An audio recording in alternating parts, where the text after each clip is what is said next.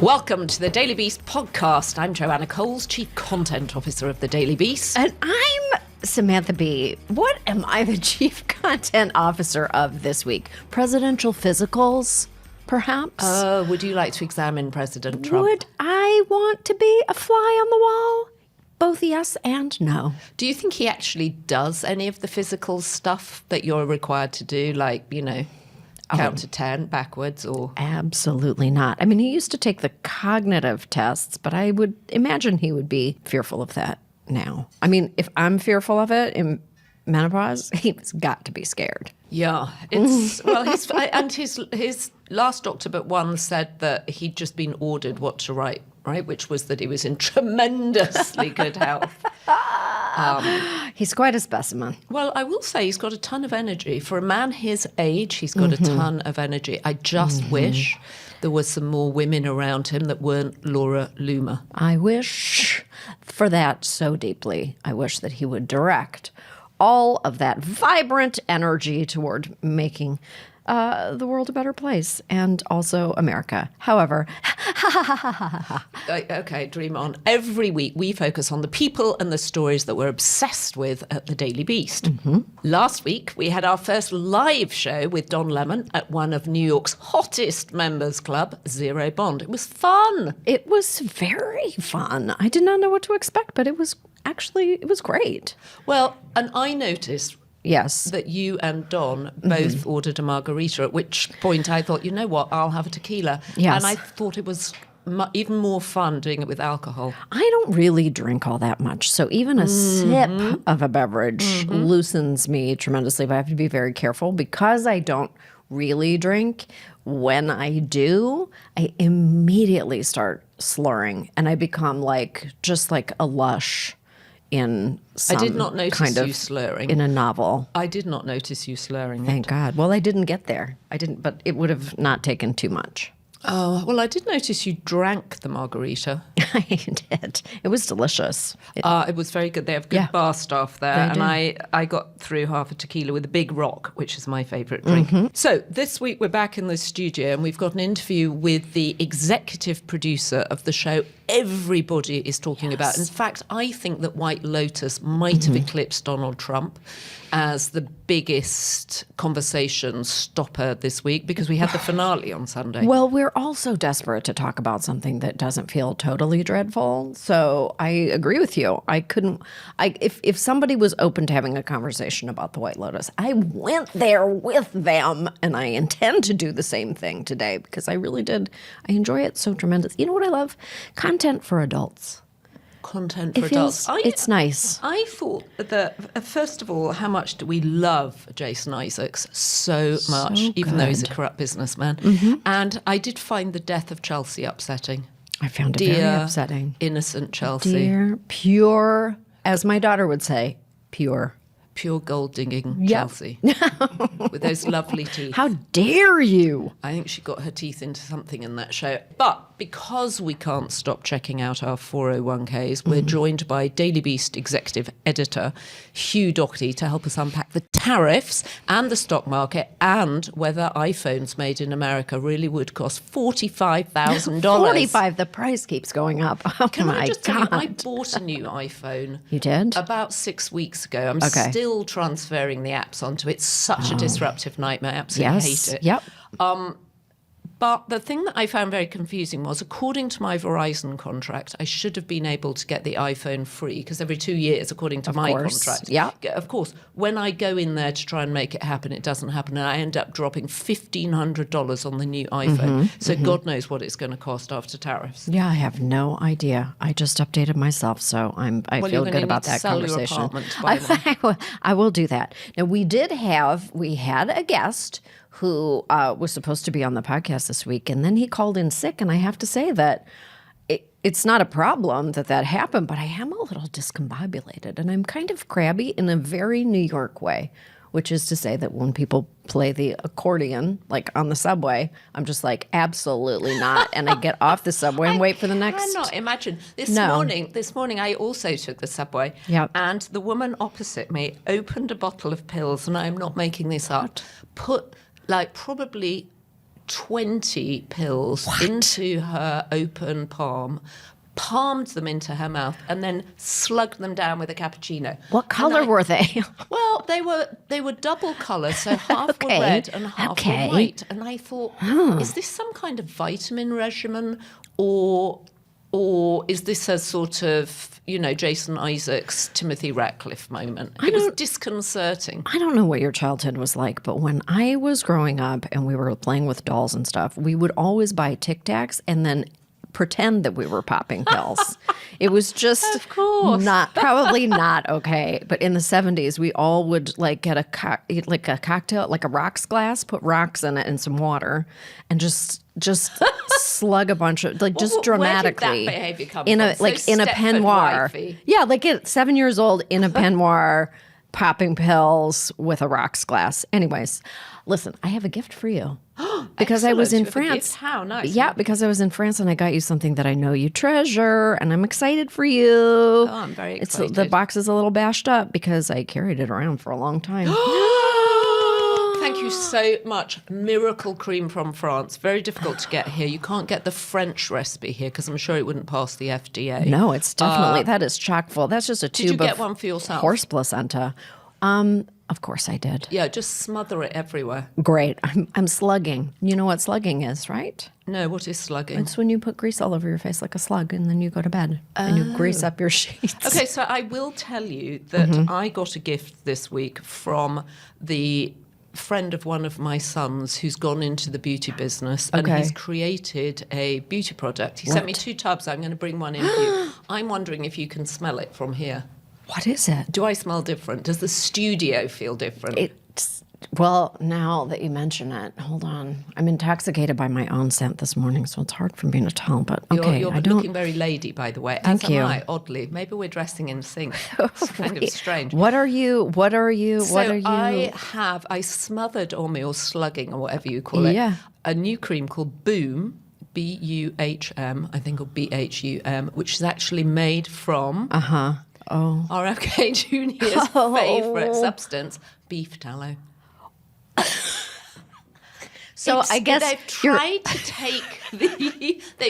take the scent out of it. It still smells, Jamie, I'm talking to you. It still smells a little bit beefy, but I actually, it does actually seem to leave your skin feeling soft. So your question to me really was, do you smell meat? Yes. Do you smell meat? I don't smell meat. Good. So I'll try to get a little. Good. I'll try to get a little closer. Absorb the smell. Wow, I want to smear myself with beef. That sounds wonderful. I will bring you in the tub next week. Also, I think we're dressed particularly well. We're dressed very corporate lady today, the two of us. Just very lady. We've got tea with the OG. We do, with Gloria Steinem. With Gloria Steinem. Later. Yeah. That's pretty exciting. We did kind of do a lady thing, which reminds me that someone suggested to us in yesterday, I think, that we should make a video and apply to be on The Amazing Race. That's an excellent idea. And the fact that we're just... I've never watched it, but I'm happy to apply. Just tonally kind of dressing as twinsies makes me think that it could really work. We should totally do that. Oh, we should. And we should say, if anybody sees Andrew Cuomo out on the campaign trail today, they should take a photo and send it to us, because he's told us he's ill, which is why he's not sitting there. He told us he was ill, so he better be ill. Yeah, because if he's out shaking hands... Oh, my God. If he's out at a Sbarro eating a pizza slice with a knife and fork... For many, many reasons, someone needs to photograph that and let us know. Should we invite Huey Doherty on to talk to us about what on earth is going on at Mar-a-Lago, the White House, and Tiananmen Square? Tell me everything, Hugh. Get the hell in here. Welcome back. We're joined now by our executive editor, Hugh Doherty. Huey, every time you join us, the world just gets crazier and crazier. Can you be our finance bro for a minute? Do you need a Patagonia vest? You always look so smart in your suit. And as we say in the office, they talk to the jacket, they talk to the shirt, they talk to the jacket, they talk to the tie. Michael Daly says that, they talk to the tie, which is why we try and encourage our interns to look smart. Liam, I'm thinking about you. Can you help us decipher the stock market and what on earth is going on? I can say to you, Joanna, Sam, thank you for having me here. Crack open a Pilsner, down 20 pills, knock back a cappuccino, and get ready for a wild ride. How much wilder can it get? I just got a knot in my neck and I can feel it. It's like an egg that costs $18. That's imported, and therefore it will go up by 26%. Yeah. The stock market is going on broadly. It's been on its way down, and we're recording this on Liberation Day +7 for Right. those who are Yeah, counting. God, it's been that Yes. long. It's been, Right. and there's been 5 days of trading, and the stock market has lost, as we all know, quite a lot of value. And even on the way down, it looks a bit like a heart rate monitor, but Yeah. not in a good way. Right, a heart rate monitor that's literally monitoring a heart attack, and you're not sure if they're going to survive. Liberation Day, so we've all been liberated from sleeping well. Your hair looks very good. I'm Thank you just so saying, much. Just to interrupt, but we have to I gave it a enjoy the fluff. small things. I gave too. it a little fluff. Yeah, it looked very good. We Should have to live in. please We have to live. We continue? have to live in the moment. We We live do. in the moment because We there is do. nothing else. Also, Donald Trump lives in the moment. Well, Donald Trump is the one person who doesn't seem to be having a heart attack about this. He has tweeted things like "Be cool" and "Good time to buy," Yes, and Hank Tough. and Hank Hank Tough. Hank Tough, Advice. Don't everybody. be a panicking. Don't be a panickin. I don't. I truly don't understand that one. We don't yet know of anybody who's literally a panican. We'll see if it's a genetically modified version of a Republican and a pelican. But Trump is trying to look unbothered. He is looking unbothered. Right. He is giving long speeches, and he's talking about how this is what he intended. And there are people in MAGA who are saying this is great. This is what they voted for. Now, did everybody who voted for Trump vote for that? It's not looking that way. Nobody knows anything. It is that wonderful William Goldman expression, which Derek Thompson actually used to describe this in The Atlantic this week. It's chaos. It's Yeah, chaos. it's And chaos. the thing that I find very amusing is the idea that Trump's strutting around saying, oh, every single country, every single world leader is calling me. And you realise that his obsession with being the centre of attention and driving attention is now global. And I remember Michael Wolff saying this to me, the author of All or Nothing. It's like you build up a tolerance to alcohol or caffeine. He builds up a tolerance to the amount of attention he needs. And he needs it now on a global scale, and he's got it. And he claims that world leaders are calling him. 50 world leaders called because they need his attention. Do we think that is true? It that does not ring true to me, but are you hearing that that's I true? think we have How no would we way of know? knowing. We're seeing there's something in that direction. Joanna, you mentioned Michael Wolff, and I feel duty-bound to mention the White House always, when Michael Wolff is mentioned, describes him as a lying sack of excrement. It's true they Yes. do, but he does talk to a lot of people And there. he absolutely talks to a lot of people. And one of the things that's very clear is that they might not be speaking to world leaders. They are speaking to each other, and they are feuding with each other. And the feuding is dominating what's going on in DC. So what are the camps? We've got Elon versus Peter Navarro, and Elon, was Xing or tweeting on Saturday. He's since deleted his tweets, which is always amusing when they do that too. You just feel this sense of men out of control. The women have completely retreated, apart from Susie Wiles versus Laura Loomer. But Melania's not there, Ivanka's not there, even Tiffany is not there anymore. If I can quote the White House press secretary here, Yes. Caroline Leavitt said, "Boys will be boys." And that's what appears to be happening. There are rival camps, and quite how they divide up is, it's like one of those, it's like Squid Game or something. Suddenly Right, one of the sort camps is moving just very moving. alliances, Right. Right. So Elon Musk is without doubt a free trader. He's not in favour of tariffs, and he's been very clear about that. He's also not in favour of the trade advisor, Peter Navarro, who is very much in favour of tariffs. And that's exploded into the open on X and on television. Peter Navarro is a consistent television performer, and he's himself an unusual background for a Republican. He was a very left-wing, left-of-centre Democrat. He's got a Harvard PhD, and he is an unusual character who's not described as somebody that is credible by other aides from the first Trump administration. He then went to prison for defying an order to testify in front of Congress. When in prison, he boned up on tariffs. He watched CNBC round the clock, and he came out refreshed, renewed, and ready to fight China. On the other side of this equation... I'm writing that sentence down. When in prison, he boned up on tariffs. I'm actually writing that down because that is just so emblematic of this administration. People do stay in prison that you get a lot of time to... When in prison, you can get a lot he done, boned up Sam, on if tariffs. If you're rounded up, you've got to make use of it. I'm never going to forget that you said this. Okay, go ahead. So what Sorry. will you bone up on, Sam, when you're in prison? Tariffs. That's I'll what you come and do. see you. Come I'll on. come and see you. Thank you. It does look like Peter Navarro and Elon Musk have gone at it in public. Behind the scenes, our national correspondent David Gardner, in his Unmissable Swamp email newsletter, which I would urge everybody to subscribe to so find good. out about the Swamp secrets of is so DC. good. He's got a story about Howard Lutnick, and Howard Lutnick has been out there like nobody else talking about tariffs and talking about how this is going to bring trade and manufacturing back to the United States. As the Swamp reports, people are beginning to tire of this inside the Trump circles.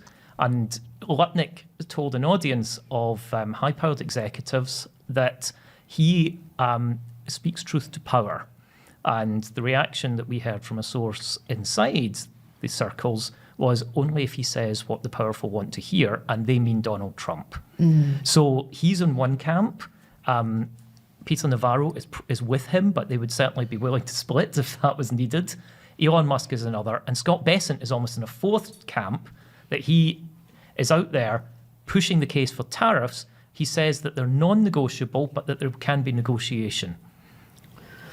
And I would invite you to try and follow that logic. Sam, maybe you need to bone up on how you can be When open in prison, to negotiation. she boned up on tariffs. Yeah. I love the idea that Howard Lutnick is saying, he's one of the few to speak truth to power, and also that he hired Elon and told Elon what to do. Yes, that's another revelation that's in the Swamp this week, that he described himself as hiring Elon. And I think we can all guess that really Trump would say that he's hired Elon, and there's only one star in Trump world, and I doubt that Elon would regard himself as being hired in any way. And certainly not by Howard Lutnick. Elon has a net worth, even though it's coming down this week, of about 150 times that of Howard Lutnick.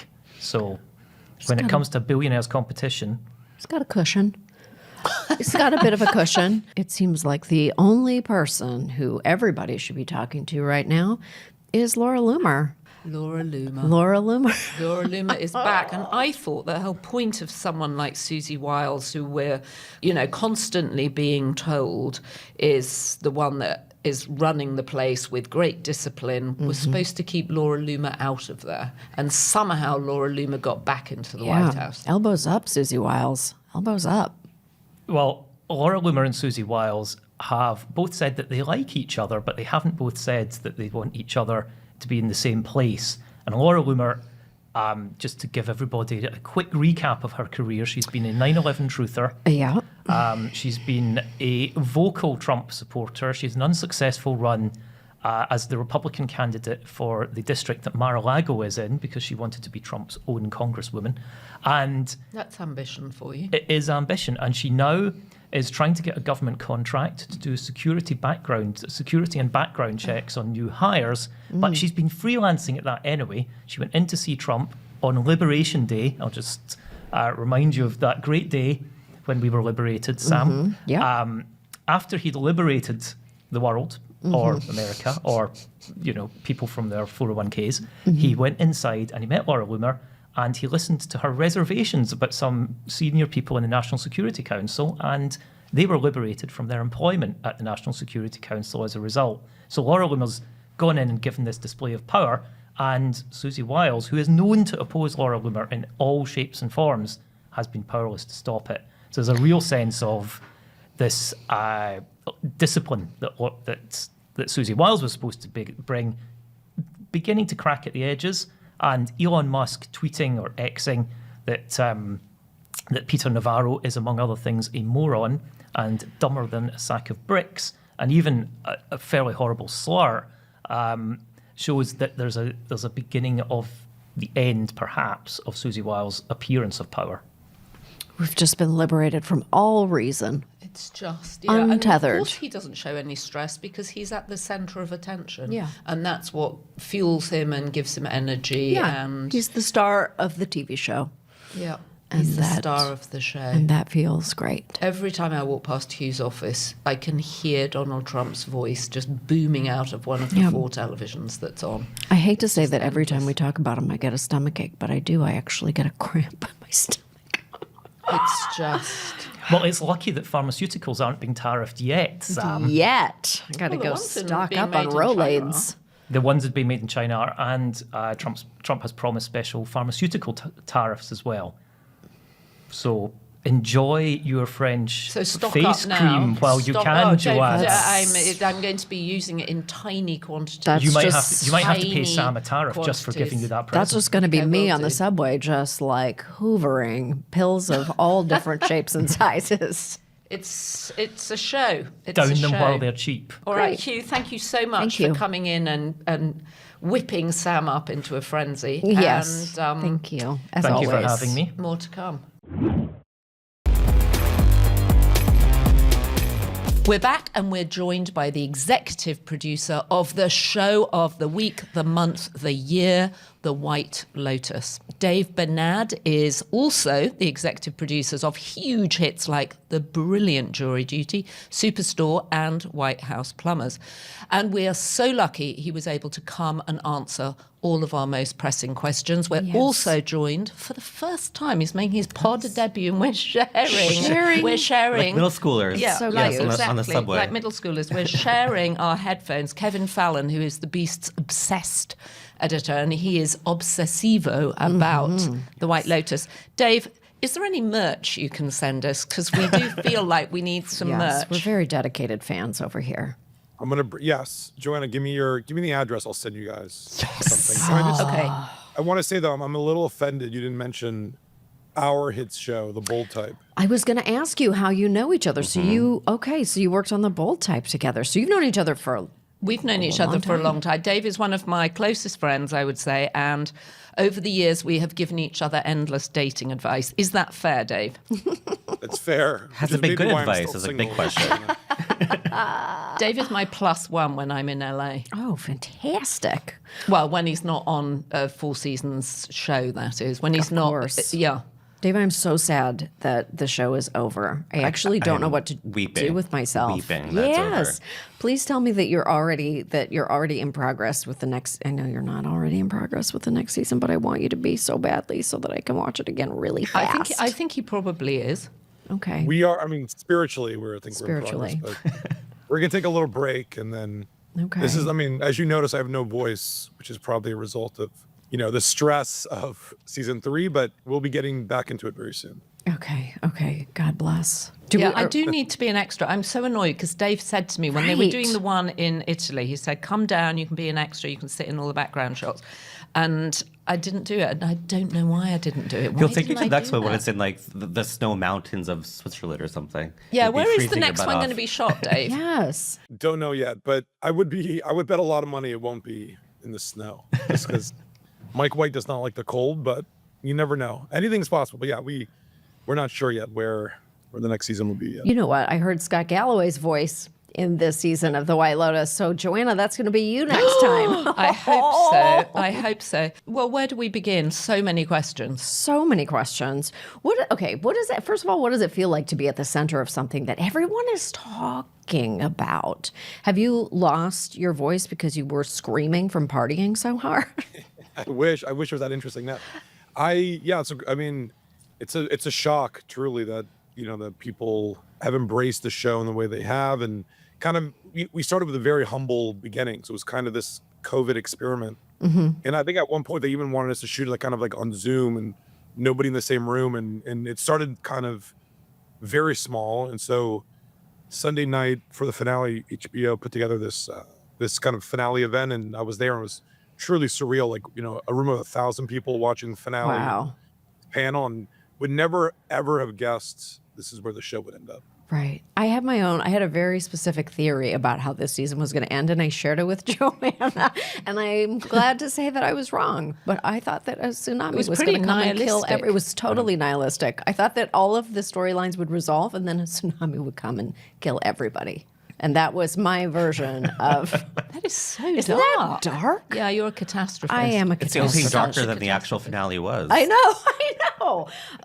This really speaks to who I am as a person. What comes first for you? Is it the location or is it the idea? Like, what is the first step in the next iteration of the show? Yeah, I think its theme is always the first idea. And I think, season 2, we knew it was going to be more about the sexual politics of men and women.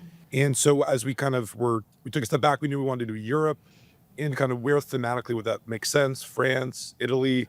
So we went and scouted both France and Italy. And then we just found a hotel we fell in love with in Taormina in Sicily. And I think, and then organically, the real story is that Mike and I we were in Palermo in Sicily, and we were on a tour, and we'd seen all these heads everywhere, and these kind of like, it's like a head of a Moor soldier. And we asked the tour guide, like, what are these heads? And they told us this very interesting story about this soldier who had come to Sicily and was having an affair with this Sicilian woman, and then she finds out that he has a wife and family back home, so she chops his head off.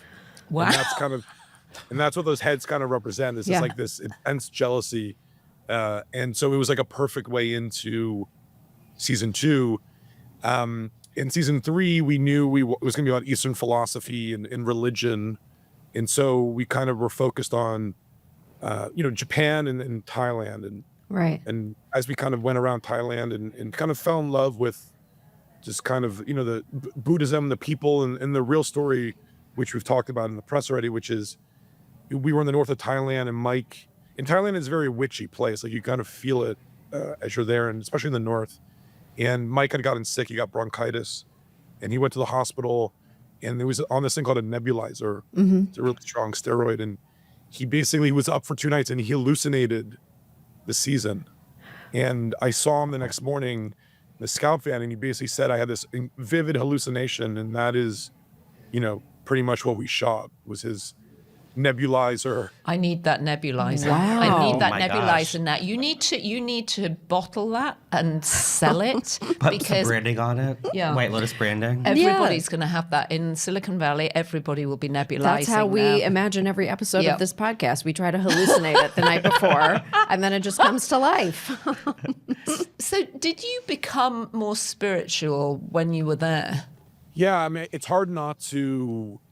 I think I was there for 11 months, almost a year, and I think just Buddhism as a practice and as a religion is a very beautiful idea, and it's such a gentle culture, nonviolent. In this idea of there's an acceptance, I think that Thailand is known for, and that a lot of that kind of permeates out of Buddhism, and so. I think being there for that long and kind of, you're especially you're on the other side of the world. And so when you wake up, everyone is falling asleep. So most of your day is spent alone without your phone, communicating with people. And so I think there's a lot of time for existential, thought and exploration. And that's really what the show's about, obviously, this season. And so I think everyone had their own experience, and it was a weird thing going on this season. A lot of us had various health issues during the season, and we all at some point ended up in the hospital. I ended up in the hospital, and so I think a lot of the cast ended up in the hospital, and very weird kind of random stuff. And so I think it was that, plus just being in a very spiritual place for that long, it was impossible not to have some sort of deeper kind of conversation with yourself, which is what the show, the season really is about. It's about identity in the prison that we find ourselves in, and that we create for ourselves. And each character is kind of working through their own kind of prison of their identity. I think what I love about it is that every moment, there's no moment wasted in the show. Everything is so intentional, and even the way that because I really am just a huge fan. Like, so I read, I'm reading all the articles about it, and you all talk about it in such a grounded reality. I understand that it's very grueling to make a TV show. And the way that you're all talking about it is helping me to understand it. And I actually really appreciate that, because I don't like it when people come back from set and they're like, we're all best friends and everything was perfect and it was just like a great big vacation. We all learned to surf. Like, I like talking about things. I like knowing what the work is like. And you've been in the news because your composer is having such an interesting, I'm sorry to bring this up, but like your musical composer is saying things about the show that are shocking to me, actually. Like, it seems like there was conflict there. Can you talk about that? Can you describe that a little bit? Yeah. I mean, and, that's a really, that's, him doing that interview kind of blindsided us, to be honest. And right. Anytime you're taking on a creative venture, there's creative conversations. Sure. And I think what was so surprising for us was that there was nothing interesting that happened in that experience other than us giving notes to a collaborator, which is the process in every creative venture. And Mike White, who's a true genius, and not only is he a creative genius, but he's the most kind, right, thoughtful collaborator there is. And as someone who kind of was there for every moment of that experience with our composer, you kind of read this interview and I'm like, what the fuck is this guy talking about? What the hell? Genuinely, because I'm like, what the fuck is this guy talking about? Right. And Mike could not have been more thoughtful in how he approached Christo, who, of course, Christo is a incredibly talented person. And I think what, Mike did an interview yesterday, I think he put it best. You realize this guy thought we were a bunch of morons and didn't respect us. And I think in his interview, he refers to me as a hysterical producer. Oh, that's you. Oh, that's you. Like, the entire process of trying to make the show in post with Christo was one of trying to kind of like, pulling teeth and having to kind of resist any urge of getting worked up, because he just would not listen to us and actually treat us like we were morons. Right. And as if the show was for him, like as if he created the show. We were just off spending 2 years making this show that so he could, it's all about his genius. Right, so right. He made it all about himself. And it's funny. It's just like, feels like a very petty, like high school conversation. And the fact that New York Times is writing about it in like the midst of like an economic meltdown. Sure. It was kind of confusing, but, it was kind of hurtful because I think we went out of our way to kind of be good collaborators to him, who was Right. never a good collaborator to Mike or us. And I just want to say one thing about it, which I think, and obviously we're fortunate that people even care to write about something that is so not interesting. There's nothing interesting that happened in that story other than Christo had one point of view. We had another point of view. He left, we fired him, like, whatever the he said, she said is that, it all comes down to this idea of like, the theme song, which people were so excited about. And really what happened in the third season is Christo, presents a song to us that was very different from the first two seasons. Right. Right. My theory on that is, the second season, sorry, this sounds so uninteresting. I think it's interesting. I think it's very interesting. So, second season, the song wasn't nominated for an Emmy, right? Because it was unable to be nominated for an Emmy because it was too similar to season one. Okay. There's very specific rules. Yes. And then, like, if the theme song is similar, so it's the same theme song can't win for multiple seasons. So it was this whole issue. And we fought, we were there and we were fighting with the Academy to get it nominated, and it wasn't nominated. So he presents in the third season a song that is completely different for the first two seasons. Right. We gave notes, he made adjustments, and finally he's like, this is what I want it to be. So we sent it to HBO. HBO did not like it. They had thoughts. And, I think there was this desire to make it similar to the first two seasons, which people obviously responded to, which Christo refused to do. And so ultimately what happened, Mike and I talked about it, and HBO, and it caused me a lot of drama. Like, I got into a lot of fights with HBO about it. And ultimately we said, Christo as an artist has earned the right to make the theme song what he wants it to be.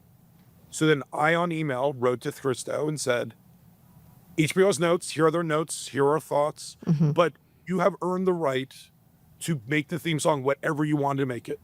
He responded basically that they don't know what they're talking about, blah, blah, blah. We said, great. So that was a song that we went forward with. And something's been confused in this conversation, which for me, I take personally because, people are attacking Mike or writing these articles about Mike. we had nothing to do with the theme song. That's Christo's arena, and we as collaborators respect Christo as an artist and said, great, this is what you want, we support you, right? Right. So that is why the theme song in season 3 changed. That is what Christo wanted.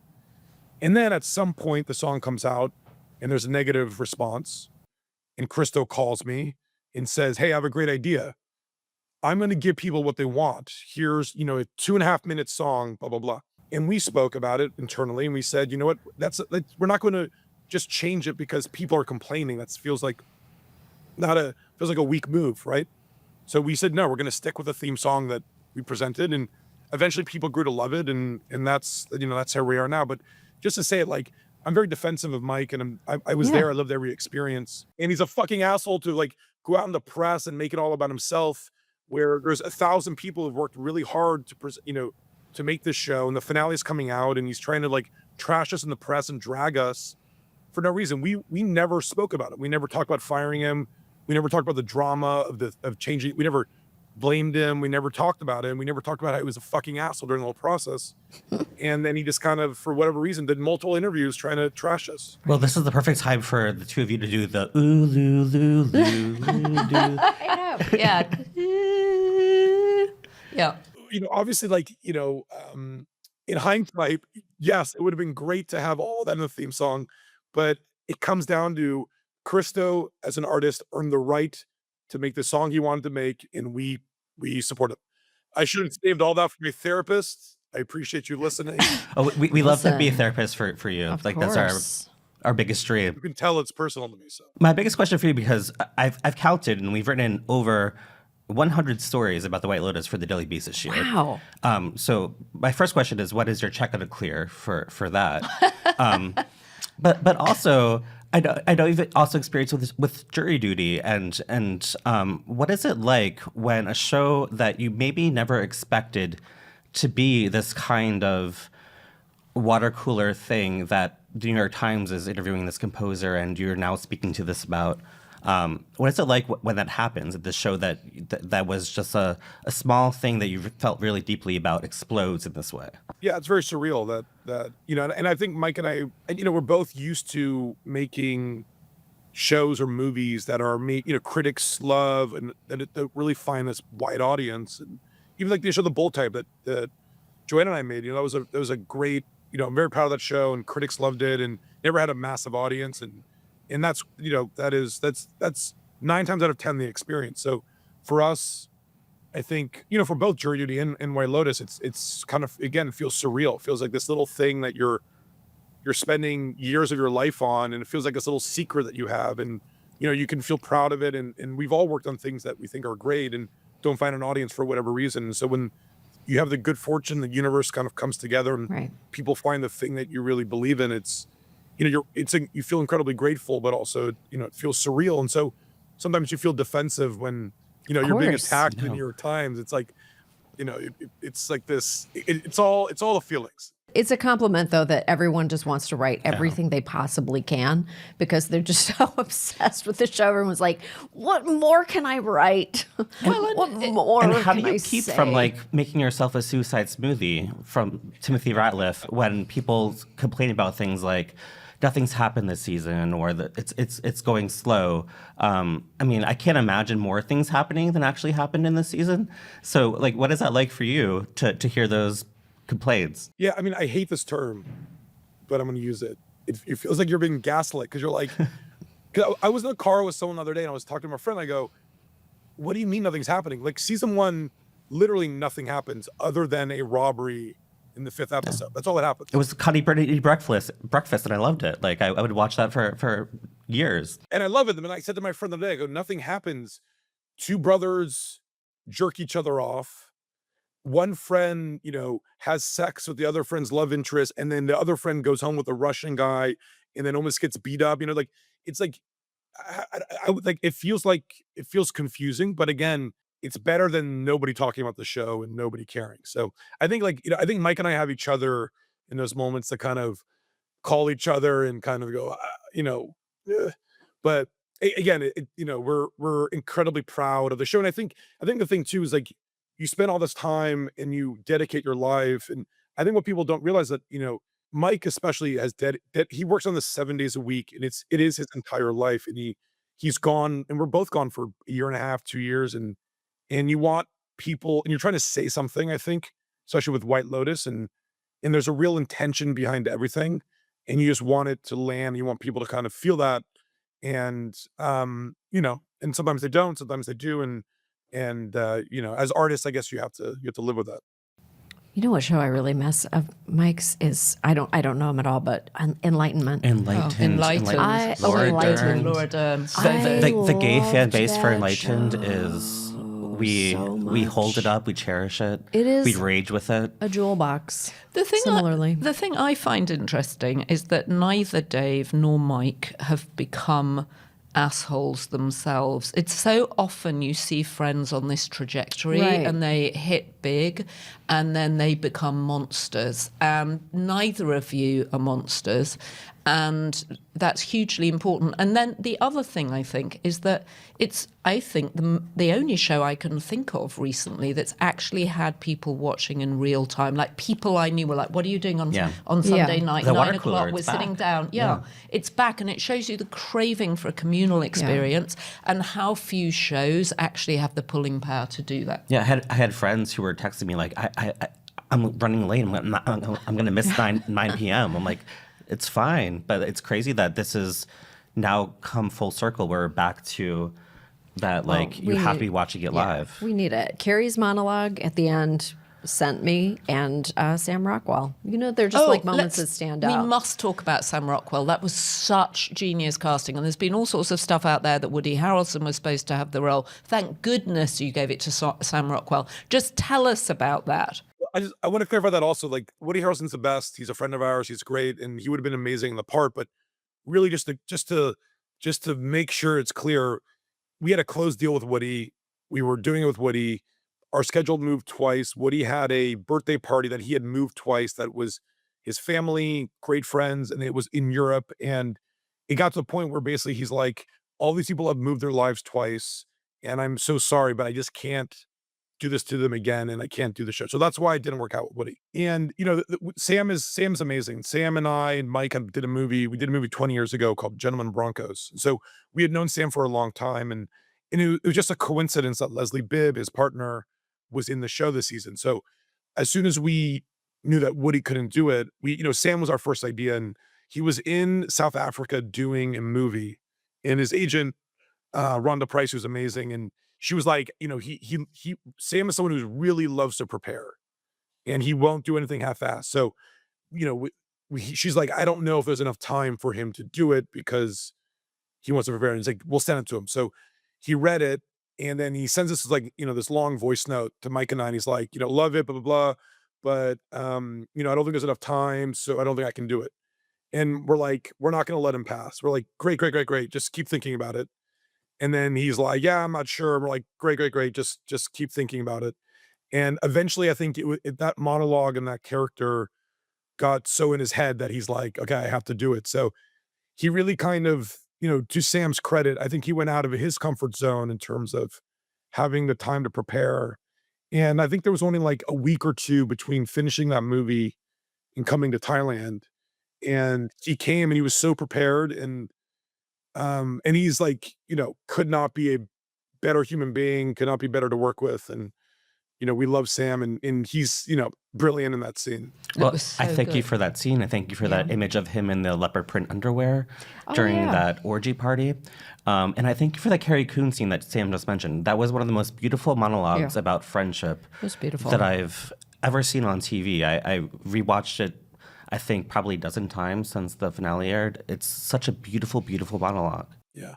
I mean, Mike's a genius, and I think he just somehow he's an observer of the human condition, I think, and he's always paying attention. And I think that for me, I've been working with Mike for a long time, and there's no one that captures the experience of what it is to be a human better than Mike. And I think that moment, is very specific, and it's specific about the story of the season, but is also universal. And I think we all have moments where we feel that way, where we've spent our energy and dedicate our lives to something, work, family, whatever it is. And then you kind of take stock of your experiences, and you realize sometimes you're just happy to be there and be alive and kind of be able to experience it all. Oh my God, you really have gone Wow, Buddhist, God. Dave. You really, I'm hearing a different kind of Dave Bernad I here. mean, speaking of the human condition, and not to totally change the subject, but should Joanna and I go on the Amazing Race together? Yeah, we're thinking, should we Right? do that? I mean, it sort of makes Yes. sense. I'll tell you one of my life regrets. So Mike and I first met each other 20 years ago, we started talking. One of the first conversations we had was about the Amazing Race. And then I said to him, like, we should apply to the Amazing Race together.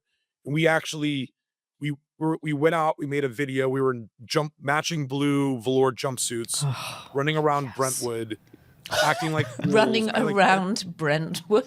I'm not even kidding. Brentwood Country Narc. Editing the video, I edited the video. We hand wrote our application. I went to El Segundo. I dropped it in like a box.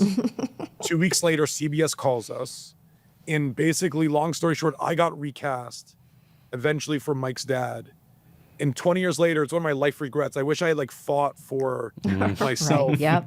And went on the show, but you guys should definitely go. Mike went twice. Amazing seasons of TV, him and his dad. And I think that's like whatever, when he talks about that experience, it's like, I think it's on his bucket list of, best experiences of his life was going on the race. Okay, well, from your lips to God's ears, Joanna, let's do it. Yeah, Dave, I think you have a doctor's appointment for your voice.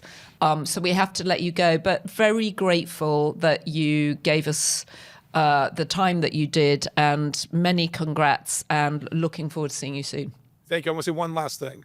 Joanna, you're the best. I love you. I want to say I met Joanna randomly at a dinner. I don't know, was it 2014, 2015? I was at home on my couch on a Wednesday night. My friend called me and he said, I'm going to dinner. You want to come join me at Soho House? I'm like, not really that interested. And he's like, I'm going with 10 women. I'm like, yeah, I'll meet you. So I get in my car, I drive over to Soho House, and I get seated next to Joanna. And within 10 seconds of meeting her, she's asking me about my love life and my sex life and these crazy questions. And I'm just like, this woman is we're gonna be friends for the rest of our lives. And so it's great to see all the things you're doing. Congratulations on everything, and look forward to seeing you soon. Good. All right. Well, that's Lovely. nice of you. Thank you, Dave. And so much fun. And I will say, I went to Mike White had a screening for his episode of Survivor at his house. And because we had had dinner a few times, but always in a small restaurant, I imagine Mike lived in, because he's such a humble guy, I thought, he probably lives in a 2-bedroom apartment somewhere, kind of in Los Feliz or something. And we got to this magnificent house in Brentwood with beautiful Christmas decorations, because it was in December, and the entire of the Hollywood glitterati was there. It was extraordinary, including Angelina with all her children climbing all over her. Oh, so that boy. was a fun date. Anyway, Dave, thank you very much, and can't wait to hear what season 4 holds. Yes. Thank you. Good to see you guys. If you have been, thank you for listening. If you enjoyed this podcast, please subscribe, comment, and share it with everyone you know and everyone you don't know. Everyone you know and don't know. I will not be here next week. I know, Quick boo-hoo. reminder, you're replacing me. I'm so replacing swift you. We are to replace replacing me. you with Isaac Mizrahi. Yes. Who has a point of view on everything. He does. He's going to be my replacement for a day as I go off and do my show. Well, just tell us exactly what you're doing and why it's so important that you're missing the podcast. We are talking about menopause. I'm doing my show, How to Survive Menopause, in multiple cities, going on a brief tour. So People are having menopause in other places. I know, it's hard to believe. Well, I'll bring it to them. I'll give it to them. You'll give it to them.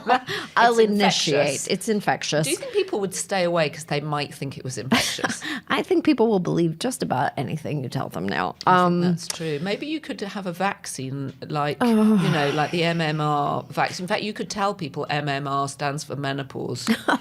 Menopause repulsion. Oh, my God. Don't forget to keep sending us those emails to beastpod@thedailybeast.com. Drop us a comment on YouTube. Joanna, Joanna will get right back to you. Lickety split. I didn't last week. I didn't? dropped the ball last week, but Okay, well. I will go back. If you're not a subscriber to the Daily Beast, please subscribe. Just go to thedailybeast.com. Yes, and thank you so much for today. This was a great bunch of conversations. I have a pit in my stomach. Not over White Lotus, You though. know, when she was in prison, she brushed up on tariffs. Is that it? She boned up on tariffs. boned up I'll on never tariffs. forget. Just get out there, and as my muse is once again saying, rather inspirationally, be best. Be beast. Be beast. That's the one. I knew I got it wrong.